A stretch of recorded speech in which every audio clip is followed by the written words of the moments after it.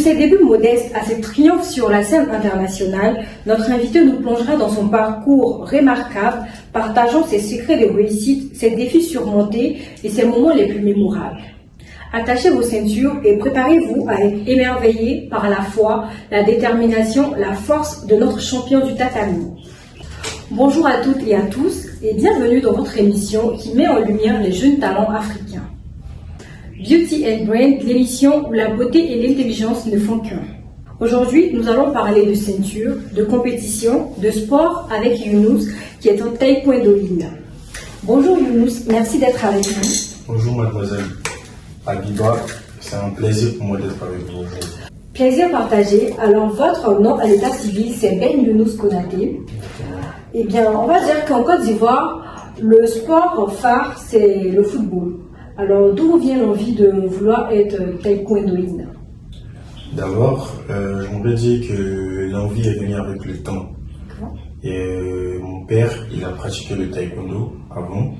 Et il m'a inscrit, quand je suis arrivé en classe de CE1, il m'a inscrit dans son club qui est Amitié Sainte-Thérèse de Koumassi. D'accord. Du coup, j'ai pratiqué jusqu'à maintenant, ça fait depuis 2011.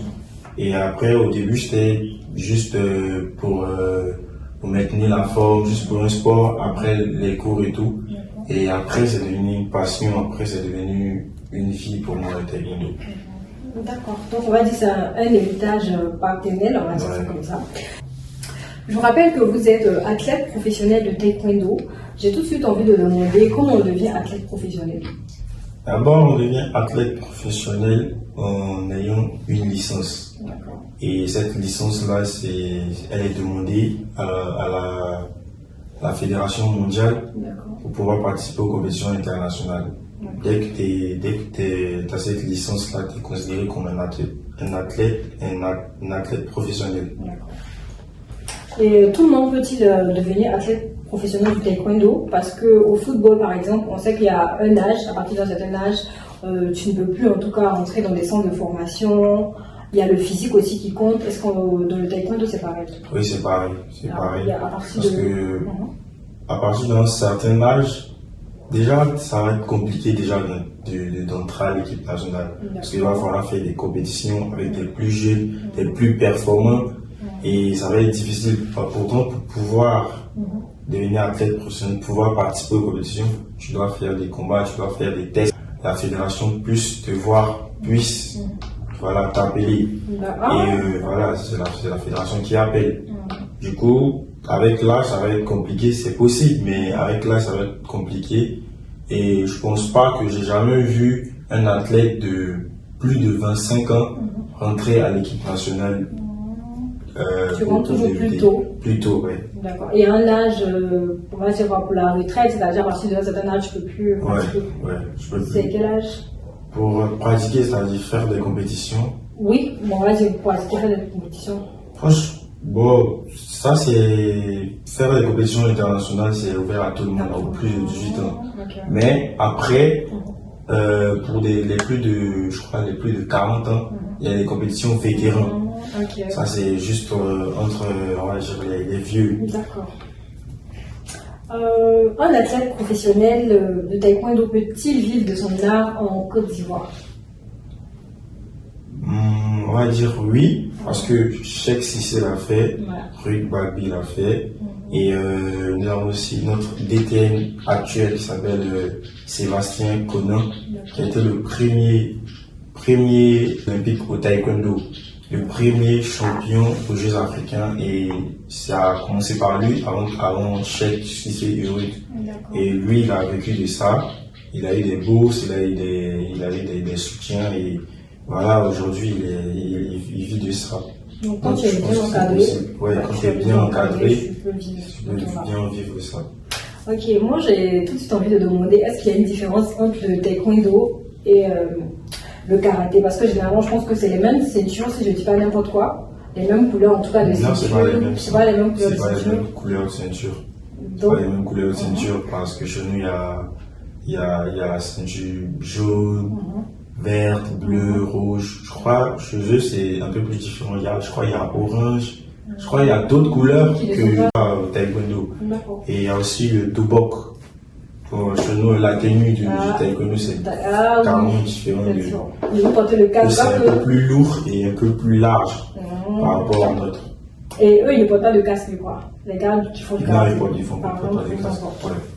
Ok, donc sans transition aucune, nous passons à la première rubrique qui est dénommée Ma tête, elle est pleine. Donc juste après ça. Ma tête, elle est pleine. Il s'agit ici de revenir sur 5 années qui ont marqué votre parcours, votre vie, que ce soit universitaire, professionnel, personnel. On débute avec la première année qui est 2017, l'année de l'obtention de votre baccalauréat avec mention. On va noter que vous êtes l'un des premiers à faire, à avoir, on va dire, le baccalauréat avec la mention et tout dans votre famille. Donc, pourquoi cette année a marqué votre vie, on va dire? Cette année a marqué ma vie parce que, déjà, à avoir le bac, surtout avec mention à cet âge-là, c'était vraiment un espoir pour moi. Et depuis le début de l'année, j'avais que ça en tête, en fait. Je voulais vraiment. Voilà, prouver qu'on peut être jeune et puis avoir vite le bac, personnellement, dans ma famille et tout. Et c'était une fierté pour moi parce que au début, j'avais pas tellement le niveau, mais j'ai tellement bossé, j'ai tellement travaillé pour pouvoir obtenir ce bac-là. Et c'est pour ça que ça m'a vraiment marqué parce que là, j'ai vu que, comme mon père m'a toujours dit, seul le travail paye. Donc, quelque chose que tu fais, quand tu es persévérant, tu peux y arriver. Et c'est pour ça que ça m'a beaucoup marqué. Du coup, est-ce que le bac, c'était, on va dire, un moyen pour vous d'accéder vraiment au taekwondo? Parce que souvent, on va dans les familles où on te dit, si tu veux par exemple faire du sport, parce que c'est un métier, mais il y a certains parents qui voient ça plus comme du divertissement. Est-ce qu'on te dit, est-ce qu'il faut d'abord avoir le bac avant de te donner au taekwondo ou bien chez toi? Exactement. Mon père voulait que je sois plus concentré à avoir au moins le bac avant de me concentrer sur le sport parce que je dis que quel que soit le temps que ça va prendre, au moins le bac, je peux quand même faire quelque chose. L'éducation. Je peux quand même faire quelque chose. Et après le bac, vous allez continuer vos études? Bien sûr, bien sûr. Quelle formation? Ils m'ont mis en sciences éco. Sciences éco, comme on a parlé, l'université Félix-Houphouët-Boigny. Du coup, je n'aimais pas trop le truc, du coup, la filière. C'était un peu compliqué avec le sport, tout ça. Du coup, j'ai réfléchi, j'ai trouvé un moyen de faire les études et le sport. Et je parlais avec quelqu'un et une personne qui m'a parlé de l'informatique en ligne. Déjà, j'aimais l'informatique avant, je voulais faire l'informatique. Mais vu les circonstances, j'ai voulu poursuivre pour voir ce que ça donnait, mais j'ai dû laisser tomber les sciences éco. Il y a mon ami m'a parlé de ça. J'ai demandé aussi à mon mentor, à d'autres personnes, ils m'ont dit c'est pas mal. Donc je me suis lancé dans ça. Et du coup, je fais l'informatique en ligne et le sport. Et je suis en licence maintenant. En ligne, c'est plus facile avec votre plateforme. Avec mon programme d'entraînement. Parce que souvent, si je fais des voyages, je peux m'entraîner ailleurs. Par exemple, l'année passée, j'étais avec Cheikh Sissi et Ruth. En Espagne pour un mois d'entraînement avant le championnat du monde. Et quand c'est comme ça, tu suis les cours en ligne là-bas ou tu fais carrément une pause? Exactement. Tu suis pendant que tu es Non, là j'ai fait une pause parce que voilà, je voulais te concentrer aussi sur le. Mais après, tu arrives facilement à te rattraper. C'est dur, c'est super dur, parce mais c'est clair, c'est dur, mais voilà, avec la persévérance, avec la volonté, ça se fait. Voilà, ok. Et on continue avec la deuxième année, qui est 2021, une année d'amertume assez triste, où le décès de votre petite sœur de 10 ans. Exactement. J'ai tout de suite envie de dire comment on arrive à se remettre en fait après un tel choc, on va dire 10 ans, elle est assez jolie. Ouais. Déjà, comment on a réussi à s'en remettre, c'est de voir que les parents, parce que voir ce qui me faisait le plus mal, c'est de voir les parents avoir mal. C'est ce qui me faisait vraiment le plus mal. Et quand j'ai vu que les parents, ils ont comme ça à se remettre, comme ça à avoir la joie de vivre, ils ont comme ça à transmettre ça dans la maison, surtout mon père, c'est pratiquement le pilier de la famille. Quand lui transmet ces doigts-là, c'est automatiquement ça se transfère sur toute la famille, sur tous mes frères et sœurs. Et c'est comme ça qu'on a surmonté, on a oublié. Ouais. On a essayé d'oublier un peu. Ouais. Comme on le dit, l'amour n'arrive pas l'amour. Exactement. Elle sera tout le temps Toujours. partie, elle fera tout le temps partie de la famille. Exactement. Et j'ai envie de dire, à côté d'une difficulté, il y a certes une facilité. Après une année 2021 assez difficile et triste, l'année 2022 vous sourit. Elle marque votre entrée à l'équipe nationale de taekwondo. Ouais. Alors comment se fait la sélection? Déjà, ma sélection a été un peu différente des autres. Des autres.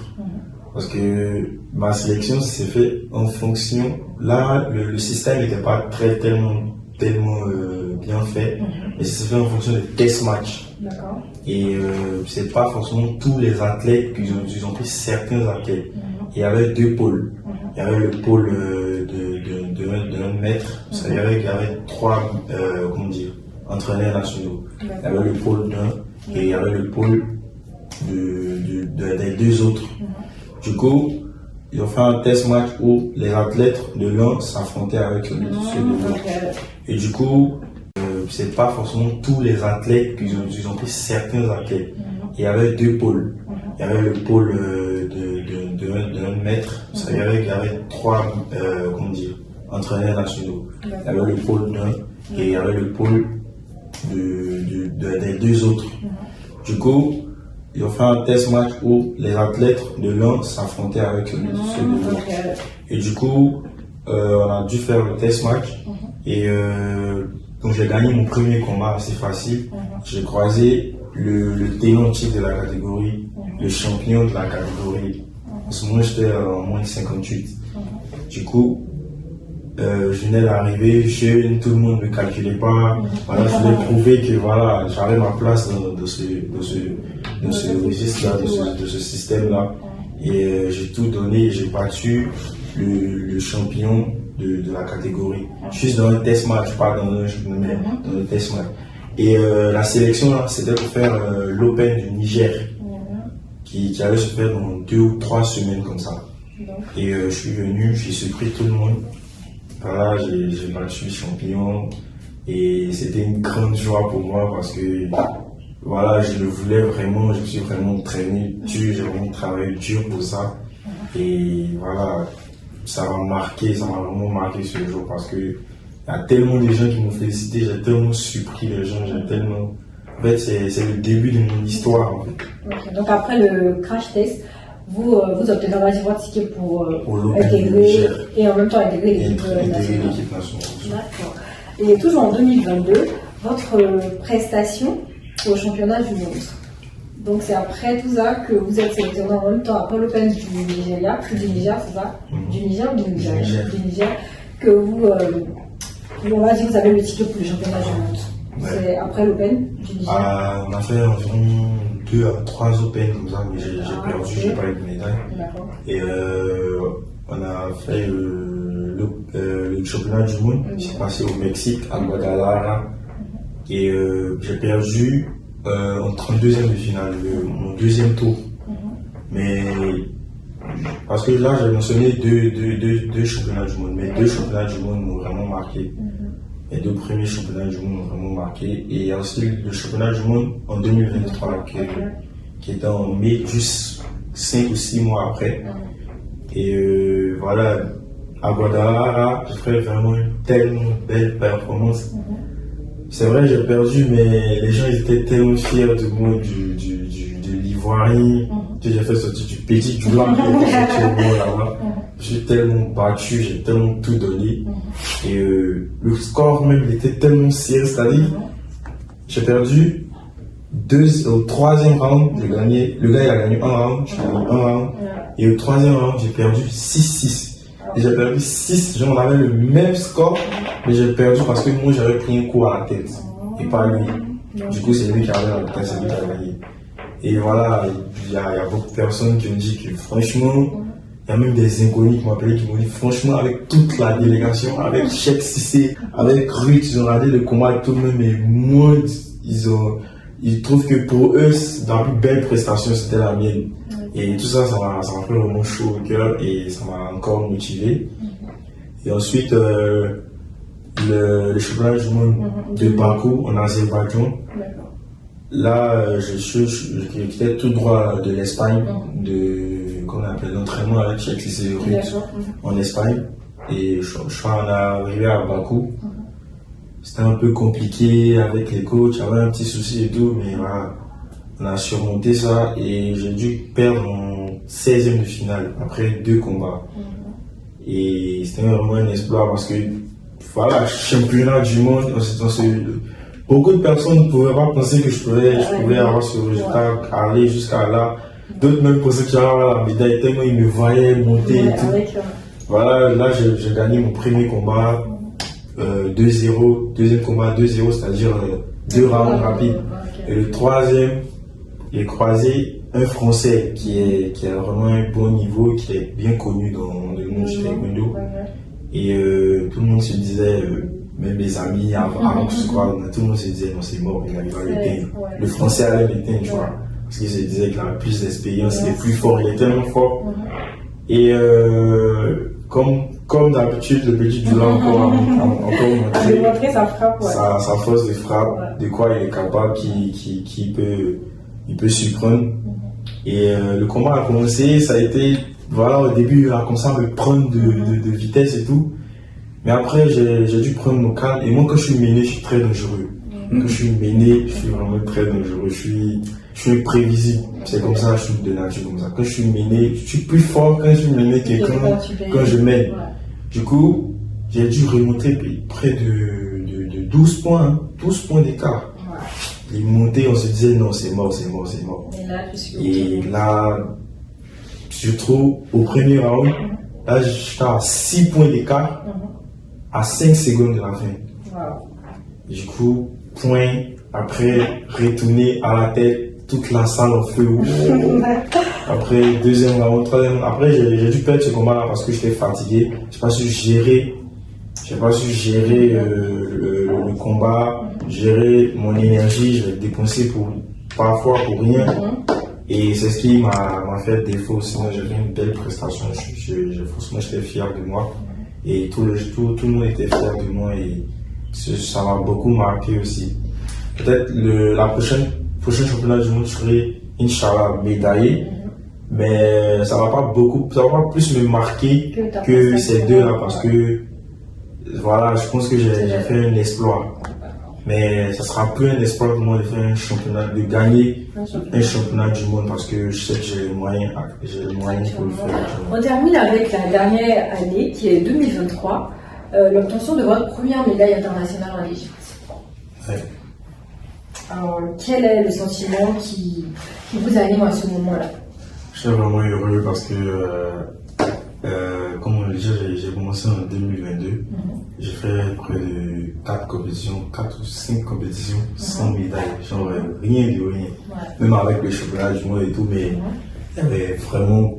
J'avais jamais eu de médaille. Je voyais les autres avaient des médailles, ça me faisait mal, ça me touchait. Après, voilà. Et je me suis promis qu'en 2023, quelque chose qui va se passer, la première compétition, je serai avoir la médaille. Au moins la médaille. C'était la médaille d'or qui était mon objectif. Mais je me suis dit, faut que j'ai la médaille. C'est sûr que je dois avoir la médaille. Et moi, ce qui me plaît en moi, quand je décide de faire quelque chose, que quand j'arrive à le faire, ça me marque. Et c'est ce qui est arrivé. Je suis arrivé, comme on appelle en Égypte. C'était arrivé en quart de finale, c'était super dur. C'est-à-dire, j'étais au niveau, dès que j'ai dépassé ça, il y avait la médaille comme il m'était promis. Et pendant mon combat, je me suis dit non, pas aujourd'hui. Aujourd'hui, je ne vais pas perdre en quart de finale. Non. Aujourd'hui, je vais avoir la médaille. Donc, le combat était dur. On arrive même au 3e round. C'était difficile physiquement, tout, mais j'étais tellement prêt mentalement, j'étais tellement déterminé que j'ai réussi.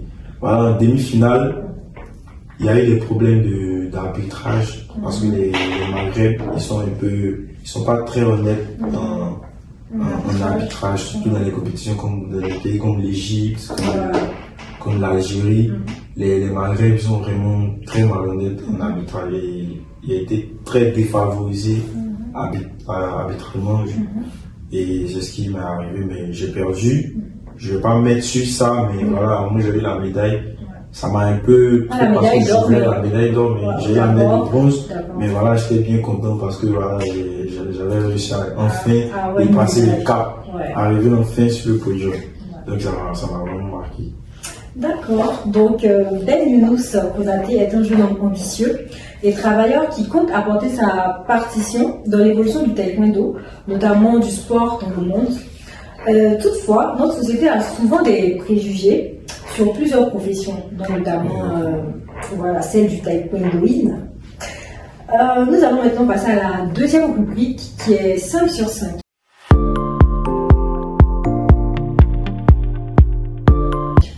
Et bien ici, on va énumérer 5 préjugés sur le métier de taekwondo et vous allez me dire si c'est que des préjugés ou s'il y a des vérités. Voilà. Donc, le premier préjugé, c'est tous les taekwondoïnes sont agressifs. Parce qu'on vous voit lever les pieds là. Est-ce que c'est vrai? Non, non, pas possible, c'est pas possible parce que pratiquement tous les arts martiaux, c'est pratiquement le même principe. C'est de se défendre, c'est d'avoir surtout la maîtrise de soi, de se calmer. C'est pour ça que tu vas voir au taekwondo, il y a beaucoup d'enfants, ils étaient vraiment turbulents au début quand ils sont arrivés et les parents l'ont emmené. Après, ils ont comme ça changé, comme ça, ils sont devenus plus calmes. C'est comme ça, ils sont devenus meilleurs en fait, par une meilleure version d'eux. Et c'est ça en fait, les arts martiaux, c'est ça le taekwondo. C'est ça la valeur du taekwondo. D'accord. Donc, les taekwondoïnes sont tous des experts en combat? Non, Pas forcément. pas forcément. Au taekwondo, il y a la partie pumse, il y a la partie démonstration, il y a la partie combat. Et chacun. Pumse, c'est, on va dire, c'est comme les katas au karaté. Okay. Voilà, il y a plusieurs niveaux. D'accord. Et voilà, il y a cette partie, il y a la partie démonstration. Je ne connais pas bien, mais il y a la partie démonstration. Il y a même des compétitions de démonstration, des compétitions de pumse. Et aux Jeux africains, on a même partie avec des jeunes filles en équipe, elles ont eu la médaille de bronze. Voilà, troisième préjugé, le taekwondo est réservé aux hommes. Non, vraiment, parce que voilà, comme tout le monde le sait maintenant, il y a beaucoup de licenciés au taekwondo. C'est vrai, il y a plus d'hommes, mais les filles aussi font le taekwondo, plusieurs filles, et le fait de voir Ruth Babi devenir championne, ça a encore plus galvanisé les gens à venir, les parents, ils se disent, ah donc quand t'es fille, tu peux être championne, tu peux devenir tant, ils voient Ruth, et voilà, ça motive les autres. Quatrième préjugé, les taekwondoïnes sont tous rigides et inflexibles. T'es d'accord ou bien tu n'es pas d'accord? Les taekwondos sont tous rigides et inflexibles. C'est-à-dire, on a dit qu'ils ne sont pas agressifs, mais est-ce qu'ils sont, on va dire, en terre à terre, durs, c'est-à-dire, on va pas dire sans cœur, mais voilà quoi. Du caractère. Voilà, du caractère. Ça dépend de tout un chacun. Tu peux être taekwondoïne, tu peux être peut-être même agressif dans le combat, et un vrai taré en combat, mais être le plus doux, le plus calme, comme on appelle, en dehors du tatami. Donc ça dépend de tout un chacun, ça dépend du tempérament de chacun. Ça va pas changer ta nature, ça va peut-être changer certains trucs, mais ça change pas la nature. Chacun va garder sa nature. Ok, donc le cinquième préjugé, le taekwondo est uniquement axé sur les coups de pied. Non, le taekwondo, c'est comment dire, c'est un assemblage de tout le corps. Et taekwondo signifie taille, la voix, des mains et du pied. Les taekwondoïnes n'utilisent pas seulement les muscles, ils utilisent aussi le mental pendant les combats. Donc il va falloir faire pareil avec notre dernière rubrique. Nous allons terminer notre entrevue par une phase de jeu. C'est ça. Donc le premier jeu, c'est de nommer situation soirée.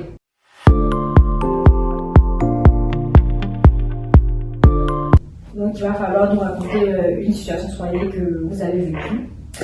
Et puis si ça peut être dans le domaine du style vestimentaire, de la coiffure, ou une situation soirée en général. Voilà. Donc on vous écoute. Une situation soirée dans le domaine de la coiffure. Je travaille de coiffer. Je suis un coiffeur et j'ai dû faire un scandale là-bas de fou parce que voilà, il a fini de me coiffer, il m'a bien coiffé et tout. Maintenant, bon, il y a un moment où ma barbe a poussé juste un peu. Moi, il n'y a pas de barbe avant. Pas de barbe. Donc, ma petite barbe, j'ai pris ça pour me bluffer un peu, voilà, pour gonfler un peu mon ego là. Lui qui s'en va, il vient et puis il rase le truc. C'était un peu beaucoup là, il a rasé comme ça. Après, il a poussé ça. Il a mis choqué, quel problème.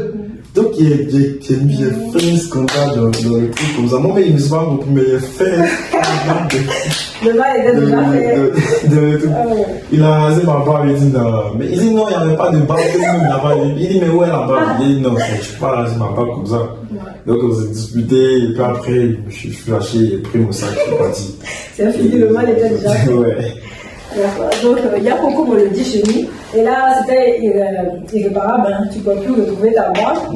Tu es juste obligé de peut-être aller à la maison et prendre un coup. Mais on voit que là, tu n'as pas de barbe. Mais depuis ça, tu as décidé de ne plus avoir de barbe. Bon, il y a un peu, il y a plus de ça. J'espère que le parfum va pas voir ça du coup. Donc, malgré les situations indésirables de Younous, on remarque que Younous reste un homme beau, cultivé. Et l'illustration dans le prochain jeu, qui est dénommé Quiz beauté et culture.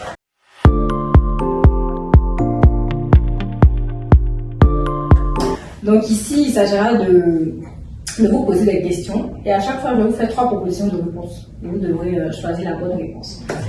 Donc on commence avec la première question. Quel est l'accessoire indispensable chez les hommes? Proposition A, un portefeuille. Proposition B, une ceinture. Et proposition C, la lunette de soleil. Une ceinture. Une ceinture, oui. C'est une bonne réponse. On continue avec la deuxième question. De quel auteur est cette citation? Même si ton adversaire te semble une souris, surveille-le comme s'il était un lion.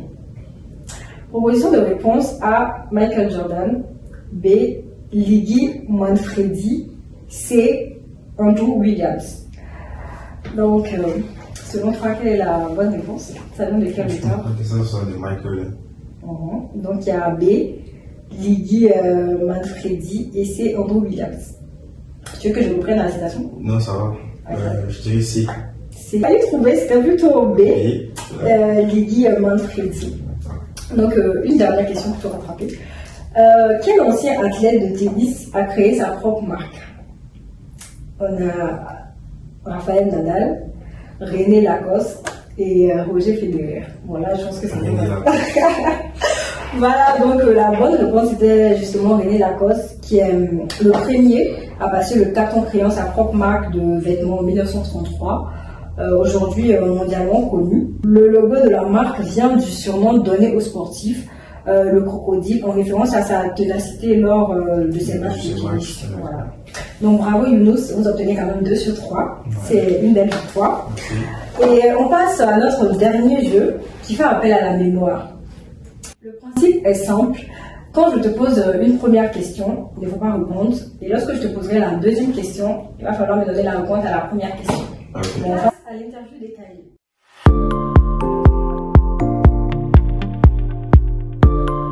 On commence. Tu vis où? Le truc qui te dégoûte le plus? Je vis à Koumassi. Quand tu étais petit, on t'appelait comment? J'étais sur les olives. Ton plat préféré? Doudou, mon nom. Ton animal préféré? Riz avec sauce graine.